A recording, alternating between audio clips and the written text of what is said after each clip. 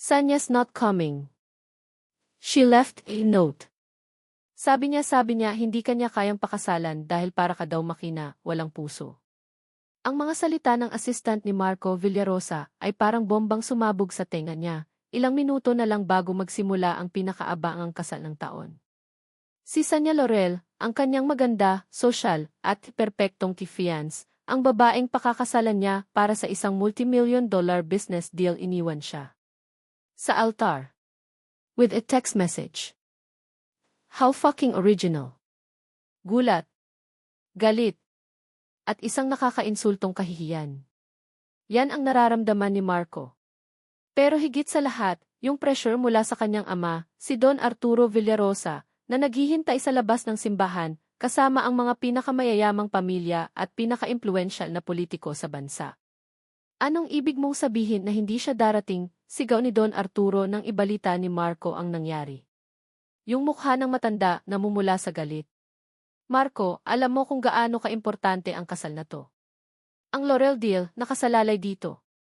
Kung hindi matutuloy ang kasal na to, hindi lang tayo mapapahiya, malulugi tayo ng milyon-milyon. Marco ran a hand through his perfectly styled hair, his mind racing. He needed a bride.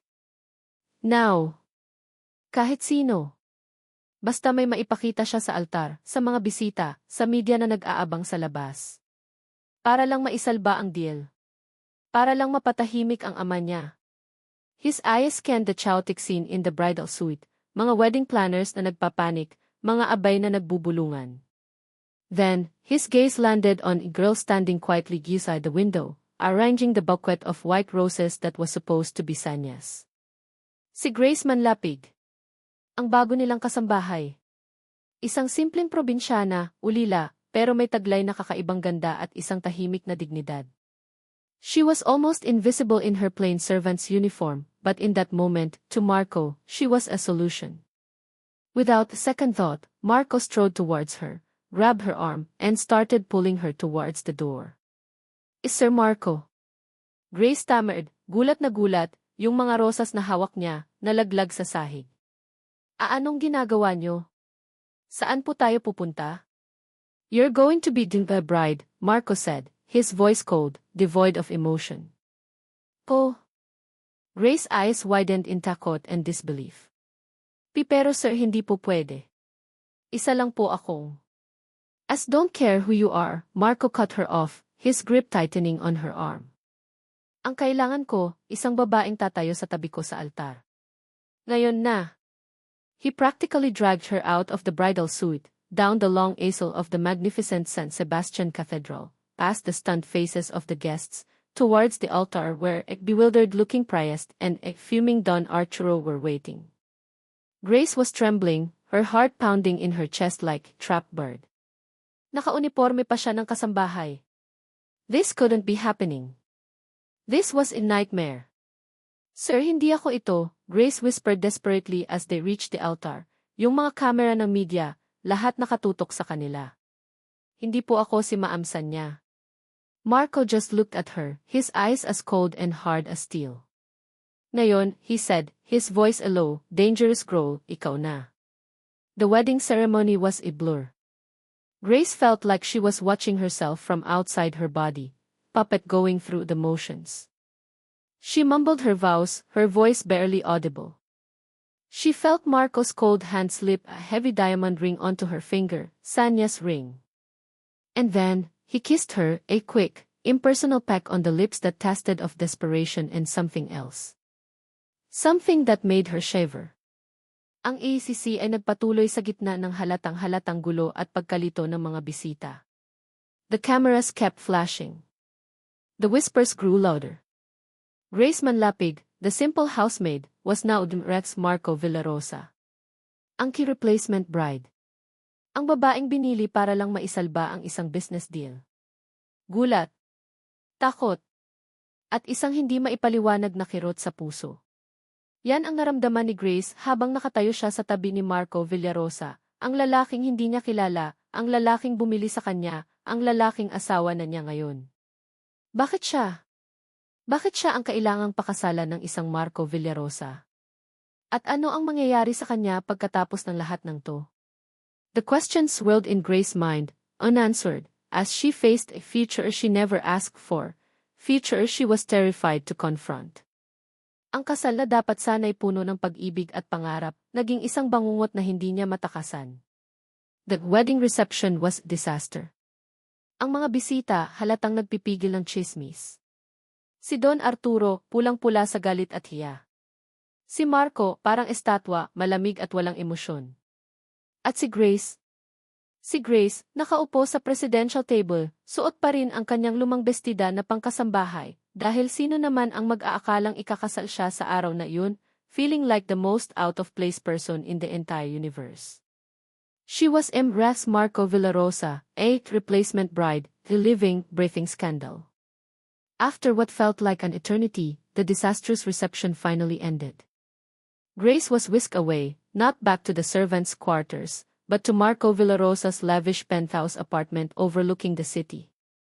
The place was huge, modern, and impeccably decorated. Pero para kay Grace, it felt like gilded cage. Naiwan siyang mag-isa sa malawak na sala, still wearing her wedding dress, na ngayon ay parang costume na lang ng isang trahedya. She looked at her reflection in the large glass window. Simple girl, lost and alone, in the world she didn't belong to lungkot. Kaba. At isang matinding takot sa kung ano ang mangyayari sa kanya. The door opened, and Marco walked in.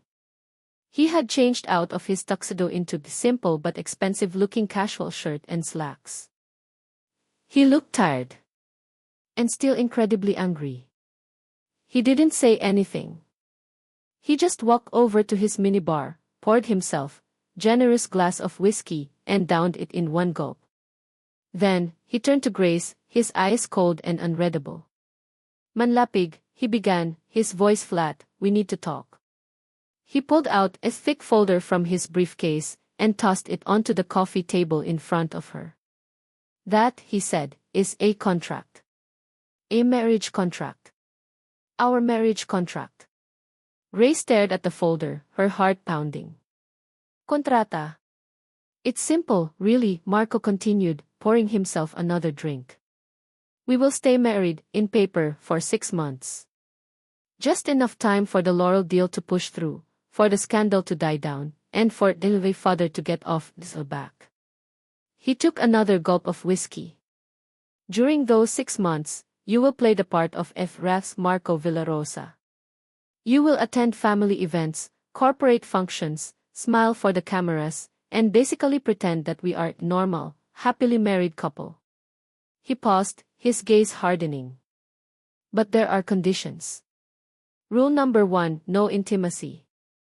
This is a business arrangement, nothing more. We will have separate rooms, separate lives. Rule number 2, silence. You will not talk about what happened today, about Sanya, about this farce, to anyone. Not to your friends, not to your family, not even to Ma'am Zoraida, the head housekeeper, who had been like second mother to Grace. Am I clear? Grace just nodded, unable to speak. 6 months. No intimacy. Just silence. Isang kasal, isang kontrata lang. And after 6 months, Marco concluded, we will file for quiet annulment. You will be well compensated for your services. You can go back to your life, and I can go back to mine. Deal? Deal? Parang business transaction lang ang lahat. Ang kasal nila ang buhay niya. Grace thought of Ma'am Zoraida, her wise words echoing in her mind. Grace, anak, ang puso mo, yan ang pinakamahalaga mong yaman. Huwag mong ipamigay basta-basta. Lalo na sa mga taong hindi karapat-dapat. She wanted to refuse. She wanted to run away. She wanted to scream. Pero... And one more thing, manlapig, Marco added, his voice laced with chilling finality. Why father he knows about your family in the province. Yung mga kapatid mong pinapaaral mo, yung nanay mong may sakit na nangangailangan ng gamot. Don Arturo has been supporting them for a while now. Through an anonymous benefactor, of course. He let that sink in. If you walk away from this, if you cause any more trouble, well, let's just say that support might suddenly disappear. The unspoken threat hung heavy in the air. Grace felt a cold dread wash over her. Her family. They were her everything. Hindi niya kayang ilagay sila sa alanganin. With trembling hands, Grace picked up the contract and pen. She didn't read it, she didn't need to, she already knew she had no choice. She signed her name, Grace Manlapig, on the dotted line. Then, she looked at Marco, her eyes filled with a mixture of defiance and despair. Deal, Yim Villarosa, she said, her voice surprisingly steady. But after 6 months. I want out. No questions asked. Marco just nodded, a flicker of something, respect. Pity. In his cold eyes. Good. Now, if you'll excuse me, I have some unfinished business to attend to. He turned and walked out of the penthouse, leaving Grace alone once more, in her gilded cage, with a signed contract and a shattered heart. Isang kasal. Isang kontrata. Isang 6 na buwang pagpapanggap. Grace looked at the diamond ring on her finger, Sanya's ring. It felt heavy, cold, a symbol of her captivity. She was trapped. Trapped by her love for her family, trapped by Marco Villarosa's ruthless ambition, trapped by a fate she never asked for. Ang lungkot at kaba na nararamdaman niya, parang walang katapusan. But deep inside, a teeny spark of defiance ignited. She would survive this. She would endure these 6 months. And then, she would be free. Or so she hoped. Living in the Villarosa mansion as that new Direk Villarosa, was like walking on eggshells for Grace. Ang mga katulong, dati niyang kasamahan, ngayon ay hindi alam kung paano siya itrato. Some were sympathetic, some were envious, and some, like the snobby head butler, Mang Alfonso, clearly looked down on her, treating her with thinly veiled disdain. Good morning, Senora Grace, Mang Alfonso would greet her, his voice dripping with sarcasm. Ano po ang utos niyo ngayon? Si Don Arturo naman, he made it clear that Grace was nothing more than a placeholder, a temporary solution to their Sanya problem. During family dinners, which Grace was now, begrudgingly, allowed to attend, but only as a silent observer, Don Arturo would pointedly ignore her, addressing all his comments and questions to Marco. He even set his new rule: Grace was not allowed to sit at the main dining table with them during formal family gatherings. Doon ka na lang sa kabilang mesa, Hija, head said dismissively. Para hindi masyadong awkward para sa mga bisita. Grace felt like tiki kasambahay na may sing-sing. A housemaid with a wedding ring. She had a lavish room, a closet full of designer clothes, gifts from Don Arturo, probably to make her look presentable, and access to all the luxuries of the Villarosa lifestyle. Pero wala siyang kalayaan. Wala siyang boses. At higit sa lahat, wala siyang pagmamahal. And Marco. Marco was a ghost. He was rarely home, always busy with work or meetings. At pag nandyan naman siya, he would treat Grace with a cold, polite indifference. He would give her instructions: wear this to the charity ball tonight. Smile more for the cameras, Manlapig. Don't talk to the press, but he never really talked to her. Never asked her how she was feeling. Never acknowledged her as anything more than a part of their business arrangement. Ang inis at tampuhan, laging namamagitan sa kanila. One rainy night, Grace woke up feeling awful. Her head was pounding, her body ached, and she was shivering uncontrollably, despite the thick duvet. Nilalagnat siya. Sobrang taas ng lagnat niya. She tried to get up, to get some medicine, but she was too weak. She felt so alone, so helpless. In her fevered state, she thought of her nanay, of her simple life in the province, of the times her nanay would gently sponge her forehead with cool water and sing her lullabies until she fell asleep. Tears streamed down Grace's face. She must have drifted off, because the next thing she knew, she felt a cool cloth on her forehead. Dahan-dahan niyang iminulat ang mga mata niya. And she saw Marco. He was sitting beside her bed, his face etched with a strange, unreadable expression. He was gently wiping her forehead with damp cloth. Marco. Grace whispered, her voice hoarse. Anong ginagawa mo dito? Marco didn't say anything. He just continued to sponge her forehead, his touch surprisingly gentle. Then, he helped her sit up and drink some water and a fever-reducing tablet. Bakit mo to ginagawa? Grace asked, confused. Akala ko ba ayaw mo sa akin? Marco looked away, his jaw tightening. Matulog ka na lang, he said gruffly. Kailangan mong magpalakas. He stayed with her for a while, silently watching over her until she fell back asleep. Before he left, he placed a fresh glass of water and some more medicine on her bedside table. And as he was about to close the door, he paused, looking back at Grace's sleeping form. A memory flashed in his mind, a memory of his late mother, a kind, gentle woman who had always told him, Marco, anak, ang tunay na pagmamahal, hindi nasusukat sa yaman o sa pangalan. Nasusukat yan sa kabutihan ng puso. Sa pag-aalaga. Sa pag-unawa. And then, another, more painful memory, his younger sister, Isabella. The rebellious one, the one who had fallen in love with a nobody, a man their father had disapproved of. Isabella had been cast out, disowned, left to fend for herself. And she had died young, broken-hearted and alone. Marco had been too young then, too scared to defy his father, to help his sister. The guilt still haunted him. He looked at Grace again. So small, so vulnerable, so alone in this big, cold mansion. Just like Isabella. A flicker of something, compassion. Regret crossed Marco's face. He quietly closed the door, leaving Grace to her fever dreams. The next morning, Grace woke up feeling a little better. The fever had subsided. She remembered Marco's unexpected act of kindness. Was it real? Or just a dream?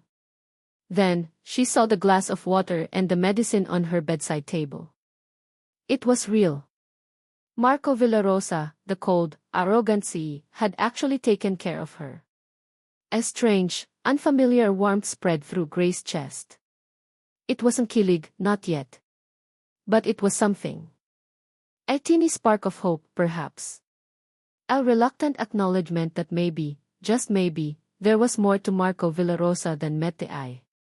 Ang babaeng ayaw niyang pakasalan, ayon na sa bahay niya. At ang lalaking kinaiinisan niya, yun pala ang nag-alaga sa kanya sa gitna ng kanyang karamdaman. Life, Grace realized, was full of unexpected twists.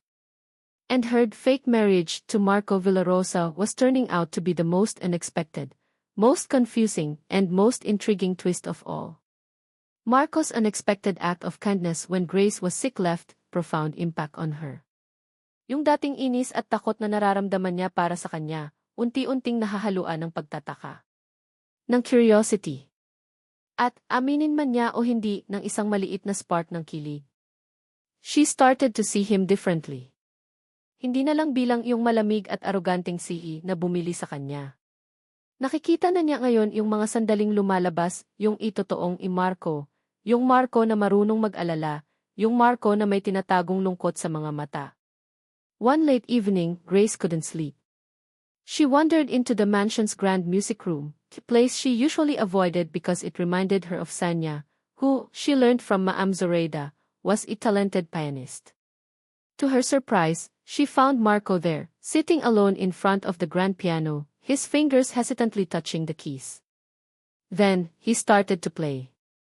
It wasn't a classical masterpiece, or a flamboyant showpiece. It was a simple, melancholic melody, filled with deep, aching sadness. A sadness that resonated with Grace's own heart. She had never seen this side of Marco before, vulnerable, exposed, his usual cold facade stripped away, leaving only the raw emotion of his music. For a moment, she forgot he was Marco Villarosa, the powerful T. She just saw a man. A man who was hurting just like her. The music stopped as abruptly as it began. Marco seemed to sense her presence.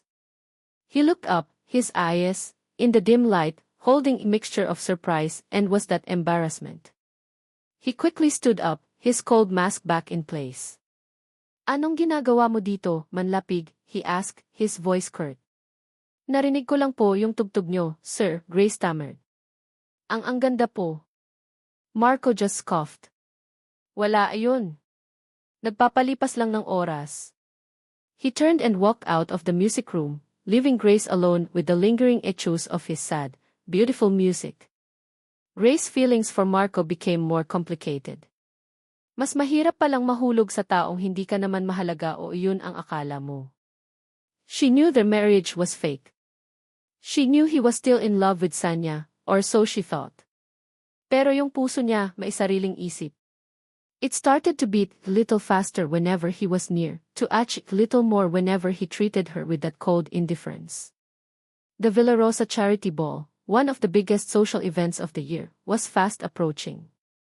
And Grace, as that new Dumret Villarosa, was expected to play her part perfectly. Don Arturo made it clear, no mistakes, no scandals. The Laurel deal was still on the line, and Sanya's family was watching their every move. Grace dreaded the ball. She hated the pretentious smiles, the judgmental stares, the feeling of being a fraud. Pero wala siyang choice. On the night of the ball, Grace looked stunning in a simple but elegant gown, another one chosen by Don Arturo's stylist. Marco, in his impeccably tailored tuxedo, looked like the prince. But his eyes, when they met hers, were cold, distant. Remember the rules, Manlapig, he whispered to her as they entered the glittering ballroom.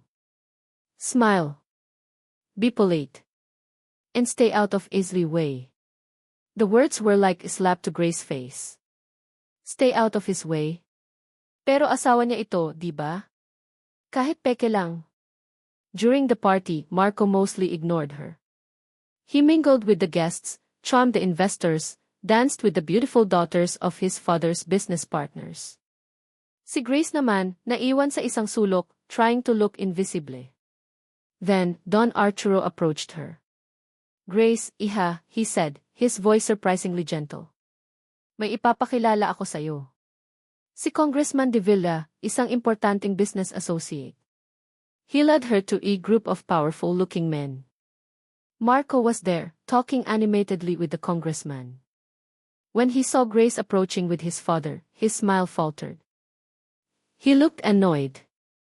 Congressman, Don Arturo said, this is the daughter-in-law, Grace. Marco's wife. The congressman looked Grace up and down, a lecherous glint in his eyes. Ah, yes. The replacement bride. Very pretty. Grace felt her cheeks burn. Replacement bride. Yun na lang ba talaga ang tingin nila sa kanya? Marco, instead of defending her, just gave a tight, forced smile. Then, he turned to his father. Can I borrow Grace for a moment? May kailangan lang kaming pag-usapan. He led Grace away from the group, towards a secluded corner of the ballroom. Ano ba yun, Marco? Grace asked, her voice trembling with a mixture of hurt and anger. Stay away from them, Grace, Marco said, his voice low and harsh. Lalo na kay Congressman De Villa. He's trouble. Trouble. O baka naman, ayaw mo lang akong makita ng mga importanteng tao mo. Grace challenged, her own anger flaring. Baka naman, nahihiya ka lang na ako ang asawa mo at hindi si Sanya. Marco's jaw tightened. This is not about Sanya, Grace. This is about you, making a fool of yourself, and embarrassing our family. Embarrassing your family? Grace cried, her voice rising. Ako pa ngayon ang nakakahiya? Pagkatapos ng lahat ng ginawa niyo sa akin. Lower your voice, Manlapig. Marco hissed, grabbing her arm. People are watching. Psst, don't care. Grace pulled her arm away, tears welling up in her eyes. Pagod na ako, Marco. Pagod na akong magpanggap. Pagod na akong maging replacement bride mo. Just then, Marco's phone rang. It was his assistant. Sir, the assistant's frantic voice said, si Ma'am Sanya bumalik na po siya. Nandito po siya sa Pilipinas. Marco froze. Sanya was back. Grace saw the shock, the confusion, and was that hope in Marco's eyes. And her heart shattered into a million pieces. Celos. Lungkot. Ang sakit. Sobrang sakit. Without a word, Grace turned and ran. She ran out of the ballroom, out of the hotel, her elegant gown feeling like a suffocating shroud. She found herself in the hotel's laundry room, a small, deserted space filled with the smell of detergent and steam. And there, amidst the wearing washing machines and the piles of dirty linen, Grace Manlapig, the replacement bride, finally broke down and cried. Ma'am Zoraida, who had been worried about Grace all evening, found her there. The kind old housekeeper just held Grace, letting her tear out all her pain, all her frustration, all her unspoken love for a man who would never, could never, love her back. Marco, meanwhile, stood frozen in the ballroom, Sanya's return echoing in his mind. He looked at the spot where Grace had been standing, then at the empty doorway she had run through. A strange, heavy feeling settled in his chest. Guilt? Regret? Or was it something else? Something that felt dangerously close to loss. Sanya was back. The woman he was supposed to marry. The woman his family approved of. The woman who had broken his heart. And Grace. Grace, the simple housemaid, the replacement bride, the woman who had unexpectedly, inexplicably, started to mean something to him was gone. Mas mahirap palang mahulog sa taong hindi ka naman mahalaga. O mas masakit pala, pag yung taong akala mo wala lang, yun pala ang hinahanap-hanap ng puso mo, pero huli na ang lahat. Sanya Laurel's return was as dramatic and as perfectly timed as a scene from a telenovela. Kinabukasan, after the disastrous charity ball, she showed up at the Villarosa Holdings boardroom, right in the middle of an emergency meeting called Bios Don Arturo to discuss the Grace situation and the Laurel deal. Sanya looked stunning, as always, dressed in a power suit that screamed confidence and sophistication. Good morning, Tito Arturo, Marco, esteemed board members, she announced, her voice smooth as silk, a triumphant smile playing on her lips. I apologize for the abrupt departure. But I'm back now. And I'm ready to fix things. Ready to be the Villarosa bride you all deserve. The board members, who had been whispering about the scandal and the potential collapse of the Laurel deal, looked relieved. Don Arturo beamed. Si Marco naman, he just stared at Sanya, his expression unreadable. Grace, who had been summoned to the meeting by Don Arturo, probably to be publicly humiliated or fired, she thought, felt her heart sink. Sanya was back. And she was here to reclaim her place, her man, her life. Walang laban si Grace. She was just that replacement bride, that kasambahay na may sing-sing. The next few days were torture for Grace. Sanya was everywhere, effortlessly charming everyone, especially Don Arturo.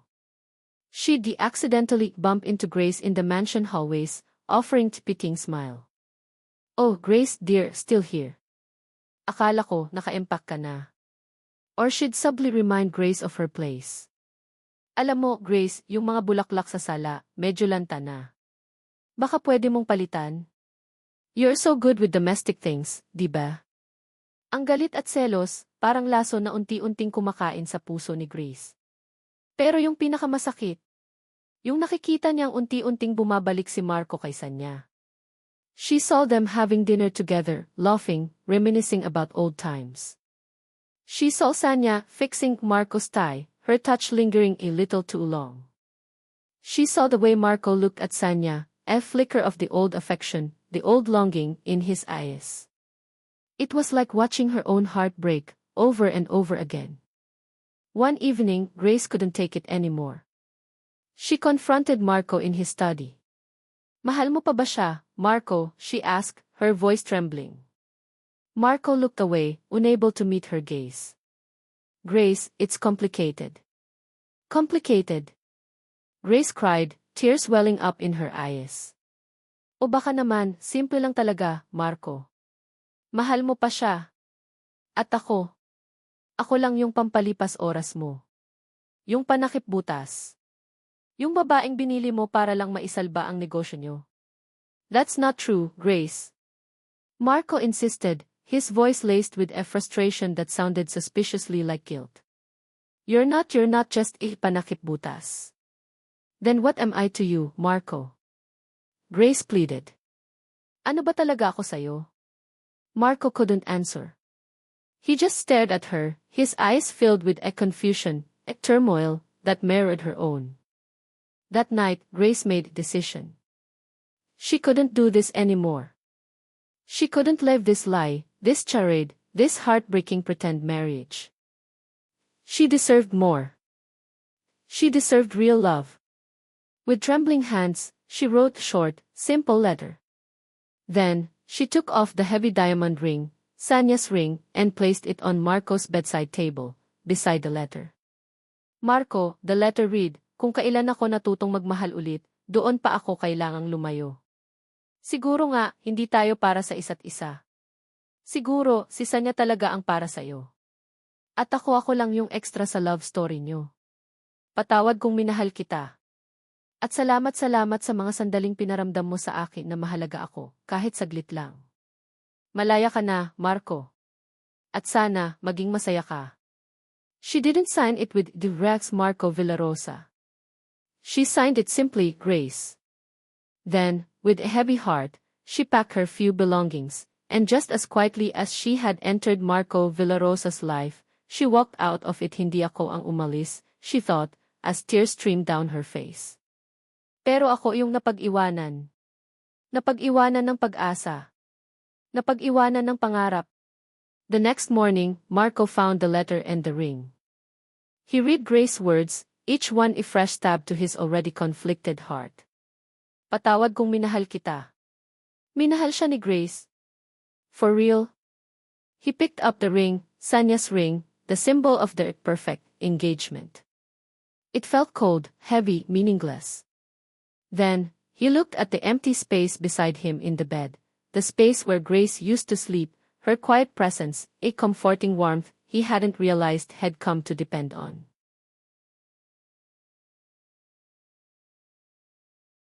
A wave of panic, of regret, of a terrifying, undeniable longing washed over him. Sanya was back, yes. The woman he was supposed to marry. The woman who represented everything his family, his world, expected of him. But Grace. Grace was gone. The woman who had shown him kindness, who had seen the vulnerability behind his cold facade, the woman who had, in her own quiet, unassuming way, started to heal his broken heart. The woman he was undeniably, irrevocably, falling in love with. He looked at the annulment papers Grace had also left on his table, neatly signed, ready for his signature. He picked up his pen, his hand hovering over the dotted line. Pero hindi niya magawa. He couldn't sign it, he couldn't let her go. Not like this. The galit and celos he had felt towards Sanya's betrayal were nothing compared to the profound lungkot and tekot he felt at the thought of losing Grace. He had to find her. He had to tell her the truth. The truth about Sanya. The truth about his family. And the truth about his own heart. Marco Villarosa was iman possessed. After Grace left, yung dating malamig at arroganteng Z,